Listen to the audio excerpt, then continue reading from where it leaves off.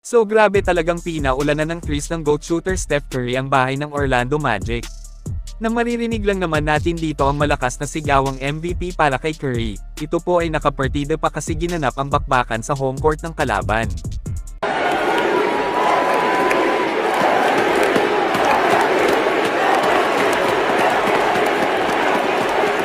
Ibig sabihin napakadami po talaga ang humahanga sa greatest shooter. Hindi napigilan ang malabag yung shooting ni Curry, kung saan pamuukol po siya ng 12 3-pointers kontra Magic.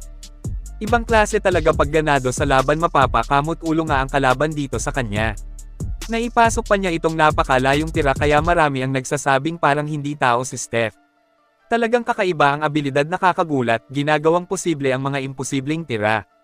Well, ani ni Draymond ay may sinabi daw sa kanya si Curry na 5 arena na gustong gusto niya, kumbaga kapag naglalaro siya sa 5 arena na binanggit ay aasahang magpapaulan ito ng threes. Sabi ni Dre ay kabilang nga daw sa 5 arena ang home court ng Orlando Magic. So kaya nga pala napakalupit ng tira niya sa bakbakan versus Magic, isa pala sa paborito niyang court. Because we were sitting around the other day, he started naming like 5 arenas. And he like, that's a great arena. Like, it's always great when we play there. And this was one of them. So, it was good to see him put on that performance. Because we needed it. Hindi naman binanggit ni Green kung sa anong team arena yung 4 pa. Siguro huhula po tayo, para sa akin ang 4 na arena pa na paborito paglaruan ng greatest shooter ay sa kanilang mismong court, sa Houston Rockets, OKC at Boston Celtics. Kayo sa anong team arena pa kaya yung 4 na hindi sinabi ni Dre? E-comment lang po. Samantala, head coach ng Orlando Magic ay nagreklamo sa naging laban kontra Warriors. Punto niya dito, nagtataka nga daw siya kasi nagkaroon ng maraming free throw ang GSW. Kung saan ang gold-blooded ay may 34 free throws sila at 30 dito ang pumasok, habang sa Magic ay 18 free throws lang 14 ang naipasok nila.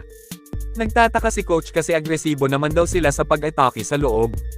Gusto niyang ipalabas na dinaya sila pagdating sa tawagan, palagi pa nga daw siyang nagrereklamo sa kalagitnaan ng laro. Kayo mga kaibigan, ano ang masasabi niyo tungkol sa sinabi ng Orlando head coach? I-comment lang po yan sa ibaba at akin pong babasahin yan. 34 free throws for a jump shooting basketball team is tough to overcome as well. They shot 45 threes and 34 free throws. And I know we were attacking the baskets extremely aggressively. And so I look at that and I had a conversation at the end, and I want to help or be helped to understand how we can attack the basket the way that we do. And they shoot a ton of jump shots and they get 34 free throws. I'm really want to understand that.